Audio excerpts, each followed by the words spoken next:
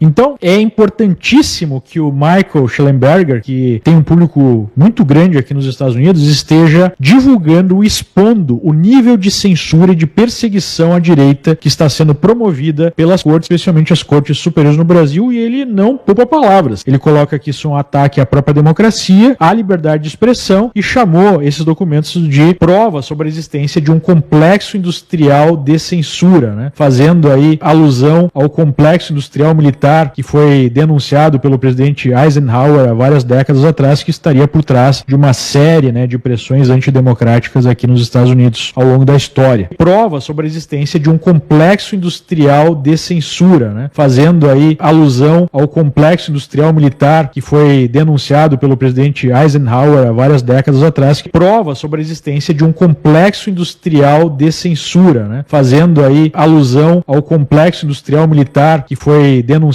pelo presidente Eisenhower há várias décadas atrás. Instalação militar secreta. Código Área 51, Nevada. Eles chegaram, senhor. Prestar continuantes! Abra um portão. Senhor presidente, general, bem-vindos à Área 51. Por favor, me acompanhe. Estamos agora 24 andares abaixo da superfície e este é o nosso principal centro de pesquisa. Vamos ver. Desculpe, senhor, mas é que é uma sala esterilizada. Temos que manter o nível de estática se formos... Sim, senhor.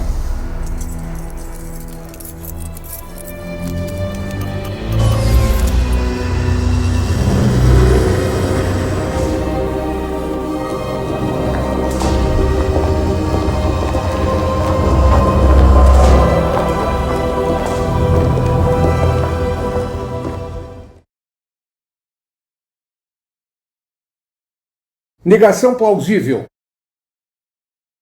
Negação plausível, em inglês, plausible deniability, é um termo criado pela CIA durante o governo de John F. Kennedy para descrever o poder que a instituição tem para negar qualquer envolvimento com escândalos durante a sua administração. Em uma negação plausível, todo escândalo ocorre por conta do agente, livrando os superiores da culpa pelo incidente.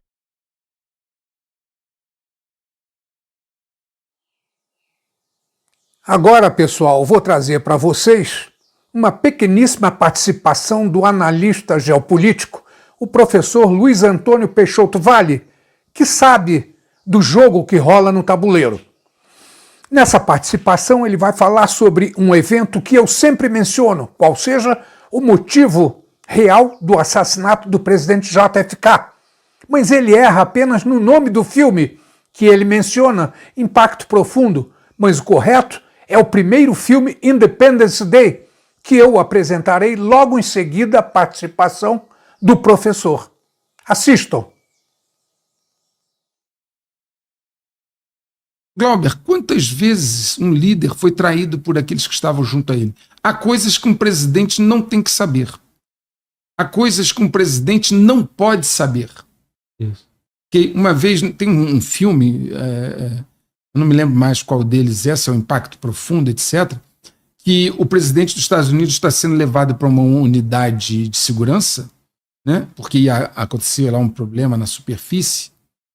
E quando ele entra, ele fala assim, vira para um militar, um cara lá da área de segurança, e fala assim, eu nunca soube que nós tínhamos essa unidade militar aqui, esse bunker. Ele falou, fizemos isso, presidente, para o senhor não precisar mentir. O senhor podia negar quantas vezes fosse sem precisar mentir. O senhor realmente não sabia. Convencido, né? Meu Deus. Por que não me informaram sobre esse lugar? Simples, senhor presidente. Para que fosse convincente ao negar.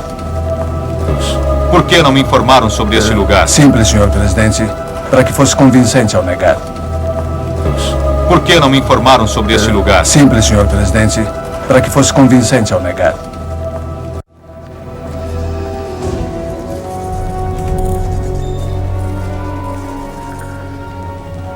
Eu não entendo. De onde veio tudo isso?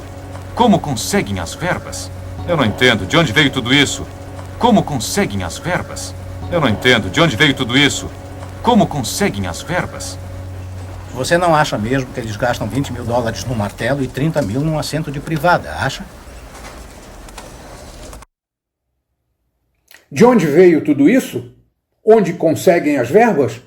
A resposta à primeira pergunta, de onde veio tudo isso, é complicada e aqui não há espaço para explicação. Eu me limito a afirmar com toda certeza que nada é de fora do planeta, ou seja, nada de alienígenas. É tudo daqui mesmo, da Terra.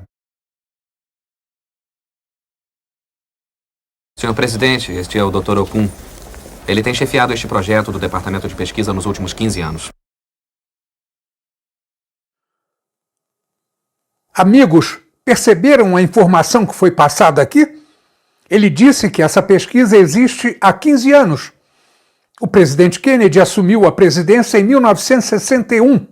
Portanto, se subtrairmos 15 anos, desde 1961, chegaremos ao ano de 1946, quando iniciou a pesquisa.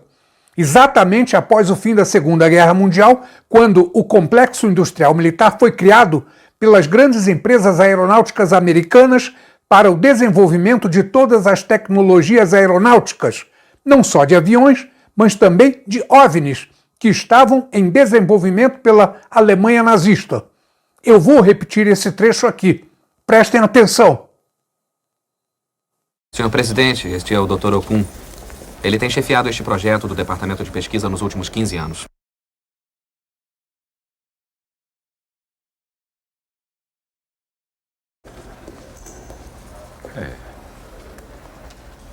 Senhor presidente, é um prazer. Como pode imaginar, eles não nos deixam sair muito. Posso compreender. Bem, imagino que queira ver nosso tesouro. Me acompanhe.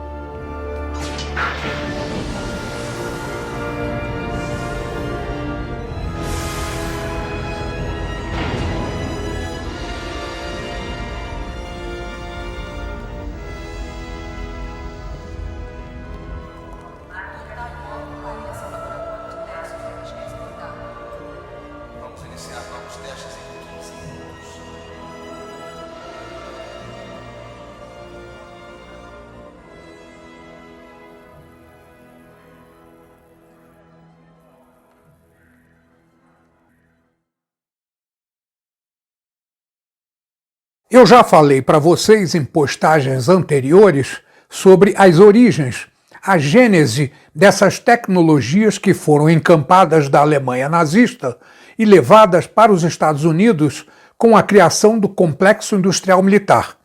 Ao mesmo tempo, a NASA, uma organização maçônica, foi criada como uma cortina de fumaça para acobertar o programa espacial secreto. Esta foi a necessidade da criação da disputa espacial entre Estados Unidos e Rússia, que culminou com a farsa da ida do homem à Lua. Nunca fomos à Lua.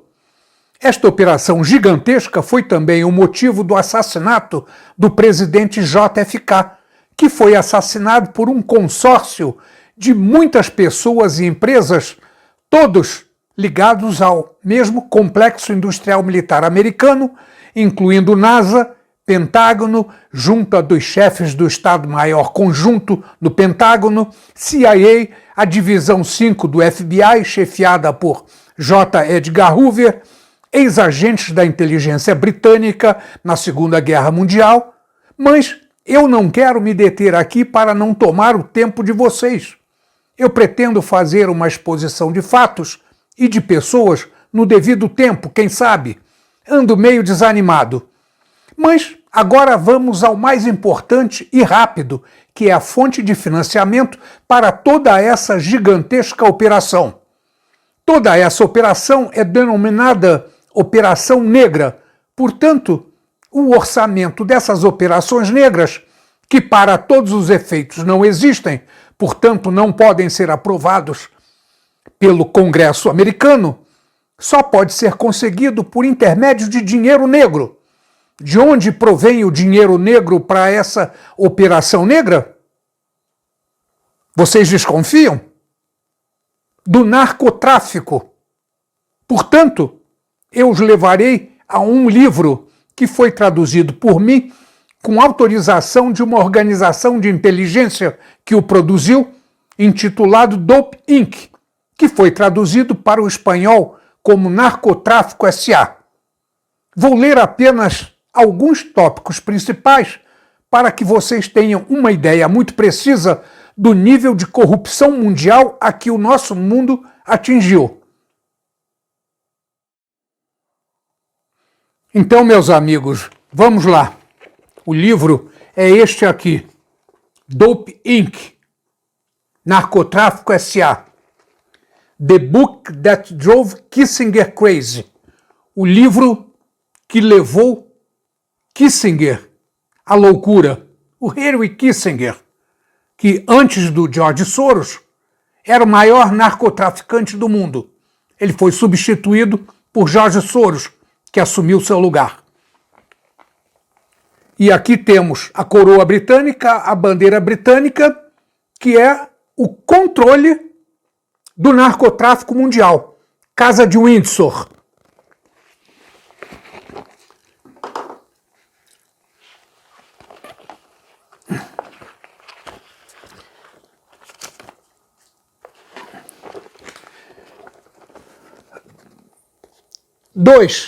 Capítulo 2. Estrutura de comando da Narcotráfico S.A.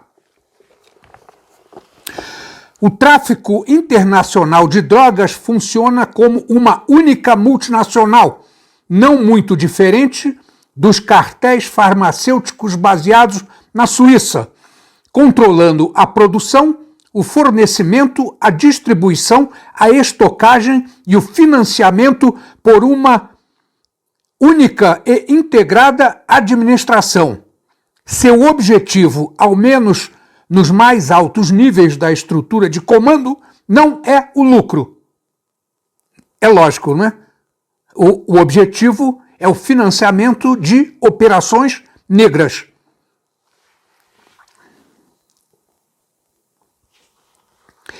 Através do controle global dos meios de troca de dinheiro sujo por limpo, pelo controle do fornecimento de narcóticos e pela posição dominante nos mercados internacionais de metais preciosos e gemas, e acima de tudo por sua habilidade em coletar um fluxo de caixa anual de muitas centenas de bilhões de dólares para comprar a corrupção dos órgãos legais dos Estados Nacionais soberanos, a Narcotráfico S.A. exerce uma espécie de controle político.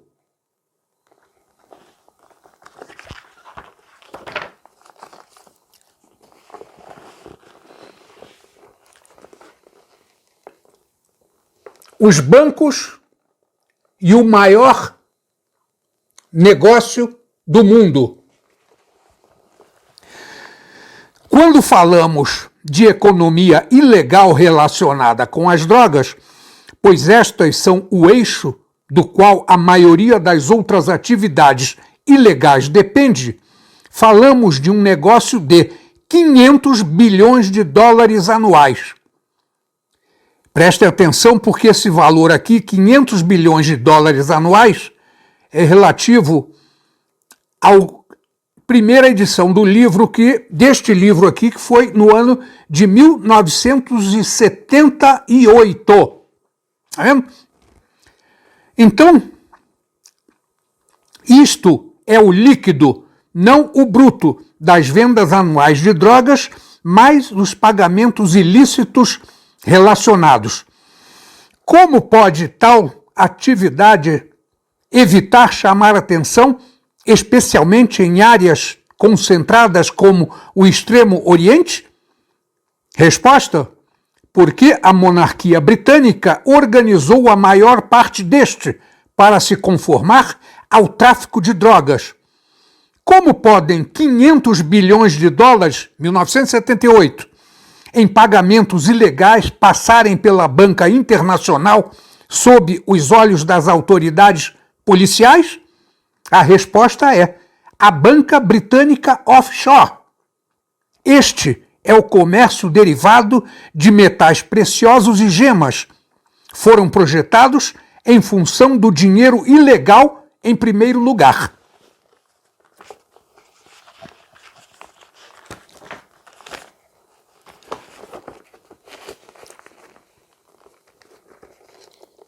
Como o Real Instituto para Assuntos Internacionais, Royal Institute of International Affairs, dirige as drogas e o dinheiro sujo? Agora, levaremos o leitor subindo a cadeia de comando mundial das drogas e do dinheiro sujo até o topo do controle político, a Casa Chatham House, na Praça St. James Square, Londres, o quartel-general do Real Instituto de Assuntos Internacionais, Royal Institute of International Affairs, RIA. Já inspecionamos os livros da Narcotráfico S.A., encontramos os agentes, visitamos as subsidiárias em Hong Kong, Bangkok e Pequim, tanto quanto suas fazendas e fábricas no Triângulo Dourado, na fronteira comum Birmânia, Laos, Tailândia, República Popular da China. Aqui, República Popular da China, prestem atenção, é que entra o Xi Jinping, o conluio britânico-chinês. O tráfico de drogas do Extremo Oriente surge como um único negócio em operação, uma associação britânico-chinesa na qual a Grã-Bretanha é o sócio principal. É óbvio, já agora, que uma operação dessa envergadura não pode existir sem a aprovação política do governo britânico ou sem o apoio gigantesco dos mercados de crédito offshore pelo mundo, sem o comércio mundial de ouro e diamantes e sem a administração compartilhada na distribuição varejista ou sem o crime organizado. O HSBC, Hong Kong and Shanghai Banking Corporation, não é um malfeitor independente, mas uma operação especial dos principais bancos da oligarquia britânica especializados no tráfico de drogas do Extremo Oriente. A administração do HSBC, o Comitê Londrino, é o grupo de delegados da oligarquia britânica designados para o tráfico de drogas do Extremo Oriente. A próxima sessão documentará o controle da monarquia britânica sobre os bancos e corporações canadenses, as mesmas instalações responsáveis por canalizar drogas para dentro e fundos ilegais para fora dos Estados Unidos.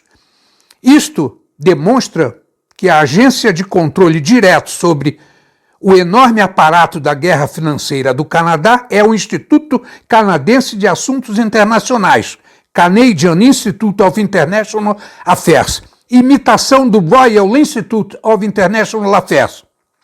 Incluída na operação canadense está a dominação do mercado de ouro canadense pelo Banco da Nova Escócia, Bank of Nova Scotia, o enorme papel dos bancos canadenses nas operações de lavagem de dinheiro do Triângulo Prateado Caribenho e, o mais importante, as ligações diretas entre os atacadistas de droga do Extremo Oriente e as instituições canadenses que participam do tráfico de drogas por atacado no continente norte-americano, desde o final da Lei Seca.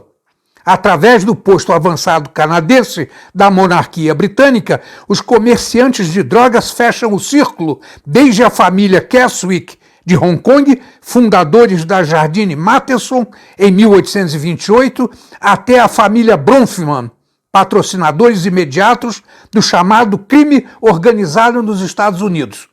Bronfman já faleceu, mas era o presidente do Conselho Mundial Judaico e era o dono da indústria de bebidas Seagram's.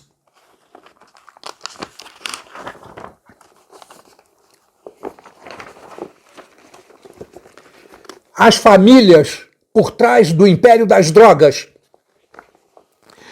Por quê? Já que tanta prova detalhada do tráfico mundial de narcóticos existe em registros públicos ou em arquivos policiais, por que permaneceu tudo escondido por tanto tempo? Uma das respostas é que o HSBC, o Hong Kong and Shanghai Bank Corporation, e outros traficantes principais se combinam livremente no mundo dos negócios. Foram destinados especificamente a esconder o comércio de drogas atrás da fachada de finanças legítimas. A resposta mais importante é mais profunda. Esta leva o leitor para trás dos conselhos, tão respeitáveis, das corporações e corretoras de metais preciosos à oligarquia internacional, em particular a britânica. O que agora apresentamos é a verdadeira operação familiar responsável pelo financiamento e direcionamento do comércio do ópio, inclusive cada conexão crucial no desenvolvimento da Narcotráfico S.A., da expansão de produção do ópio da Índia, pelas guerras do ópio contra a China, até a guerra do ópio contra os Estados Unidos. A opinião pública sobre famílias do crime organizado dá ao leitor um ponto de partida de como ver a oligarquia da Grã-Bretanha, mas a dinastia britânica é muito mais sinistra. A Casa de Windsor, a dinastia britânica. Então isso aqui, tem muita coisa aqui, e quem quiser ter mais conhecimento, procure esse livro aqui, traduzido em português inteirinho. Ele está no meu SlideShare, que eu publiquei, não sei, acho que há uns 15 anos atrás, algo em torno disso aqui. Agora, eu vou ler aqui essa parte aqui. Este homem aqui é o Lyndon LaRouche, o dono dessa organização de inteligência privada que tinha uma representação no Rio de Janeiro, e eu frequentava e até fiz um bom treinamento lá. E tinha muitas informações, porque eles me davam muitos informativos. Por exemplo, eu vou trazer aqui para vocês um informativo interessante.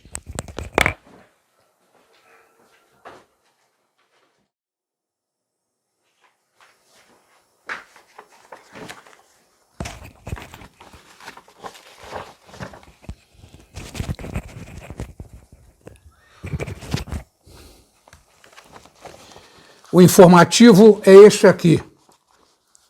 EIR, Executive Intelligence Review, é o nome da organização de inteligência que me supria de documentos.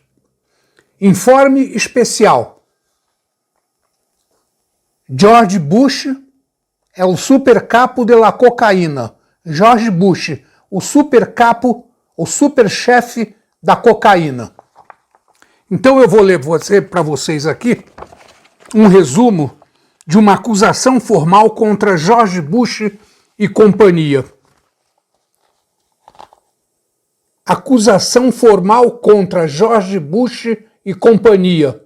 É o George Bush pai, que já faleceu.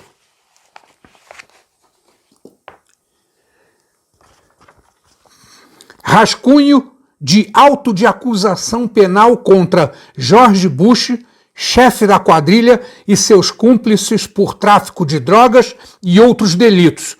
Todos os feitos delituosos que se mencionam nesta acusação estão documentados. A maior parte das provas provém do informe Kerry, emitido pela Comissão de Relações Exteriores do Senado, e do informe final do fiscal independente sobre o caso Irã-Contras. Tribunal Federal dos Estados Unidos, Distrito de Colômbia.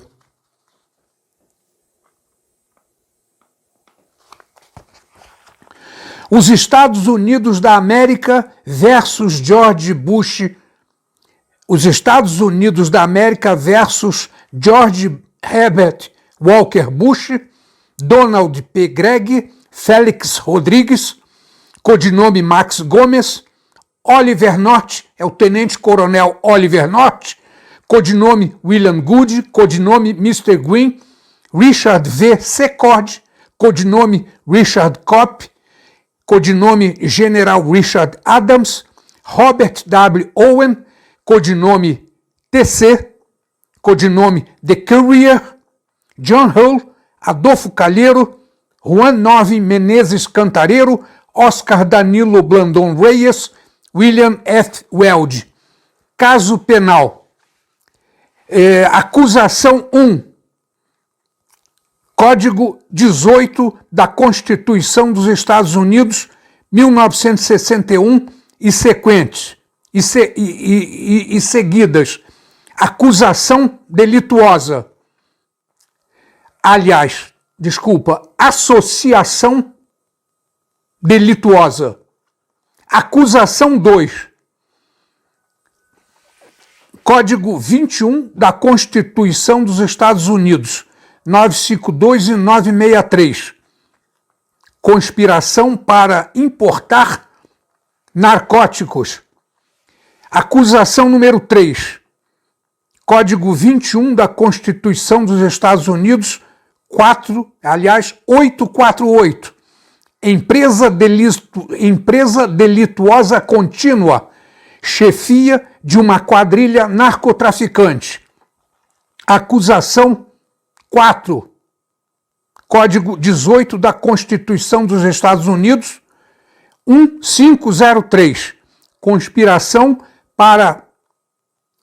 para estorvar, para atrapalhar a administração da justiça. Acusação 5. Código 18 da Constituição dos Estados Unidos, 1505. Conspiração para atrapalhar as funções do Congresso. E aí ele começa a descrever todos os acontecimentos, todas as associações delituosas e todos os crimes. Acusação 1, associação delituosa. Só um iniciozinho para vocês terem uma ideia. A empresa, durante todo o lapso que abarca esta acusação penal, existiu uma empresa definida nos termos do Código 18 do Código dos Estados Unidos, a Constituição dos Estados Unidos, seção 1961, 4, a dizer um grupo de indivíduos associados de fato que aproveitaram os postos oficiais do acusado George Herbert Walker Bush no governo dos Estados Unidos da América para facilitar o movimento, a importação e a distribuição de grandes quantidades de narcóticos ilegais dentro dos Estados Unidos. 2. Os membros da empresa foram os indivíduos objeto desta acusação penal e outros, entre eles traficantes internacionais de drogas que utilizaram a empresa e os postos oficiais de George Herbert Walker Bush, Donald P. Gregg e o tenente-coronel Oliver North para facilitar seus negócios de narcóticos e de lavagem de dinheiro. E aí ele segue falando, e eu não vou tomar o tempo de vocês, porque vocês já devem fazer uma ideia, porque é daí para lá de pior, ok? Agora então, eu volto àquele livro que eu quero ler, aquela contracapa, a quarta capa do livro aqui. É essa quarta capa aqui.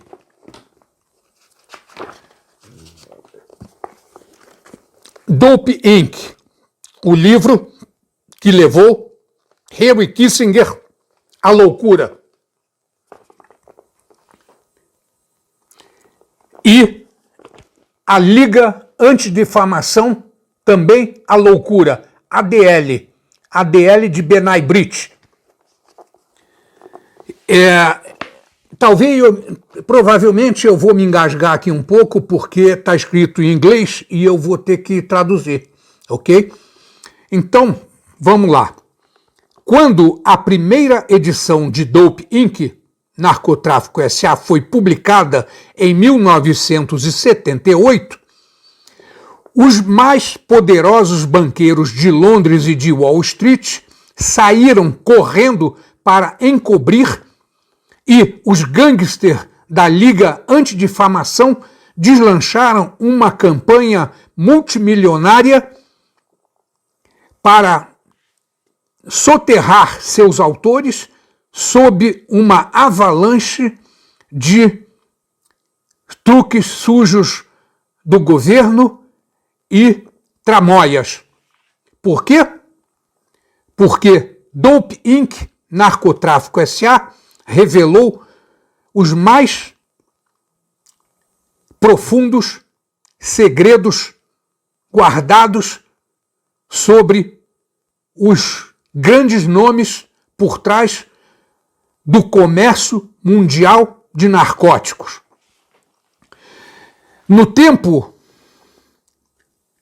em que as edições atualizadas foram publicadas em espanhol e inglês, em 1985 e 1986, o Dope Inc., Narcotráfico S.A., ou seja, o aparato de Dope Inc., dentro dos Estados Unidos, tinham deslanchado uma caça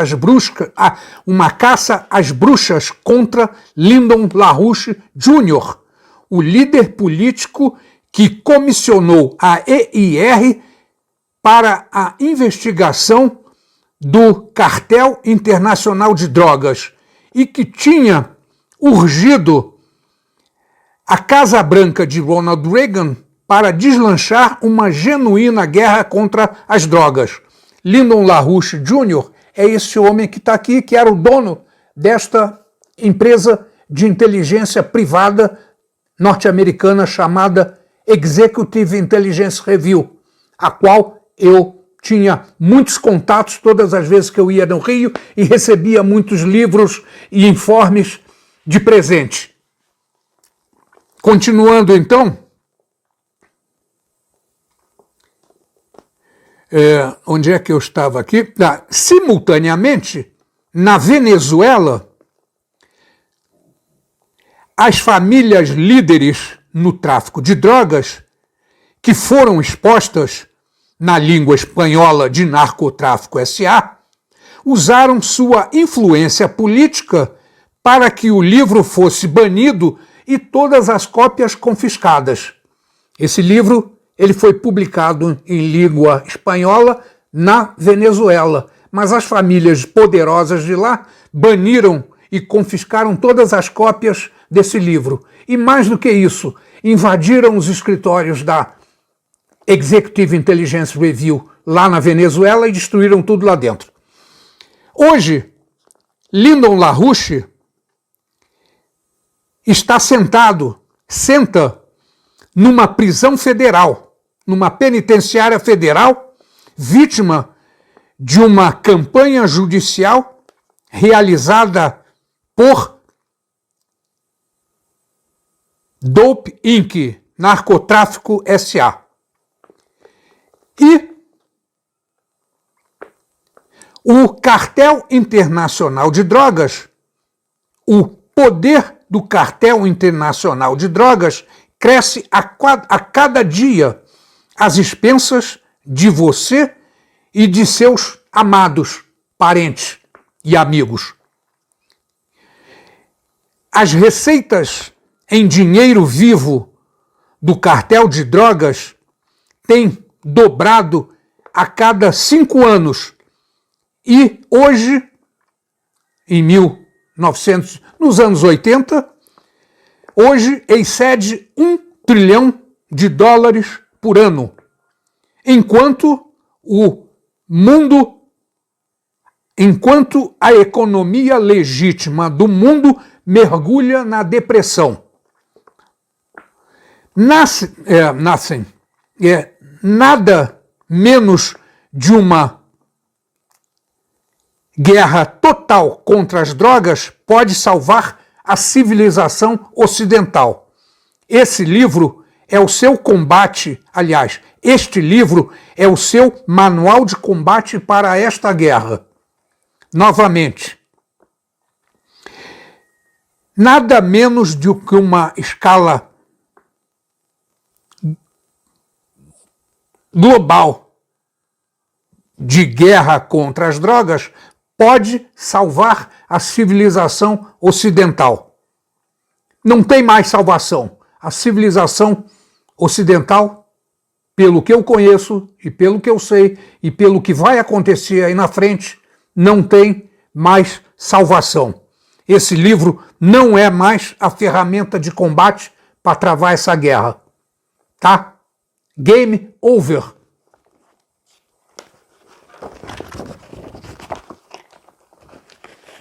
Então, entendam o seguinte, com dinheiro negro dessas operações de corrupção do narcotráfico, eles financiam tudo no mundo, inclusive a destruição de países soberanos através do suborno de políticos e de governos inteiros desses países soberanos.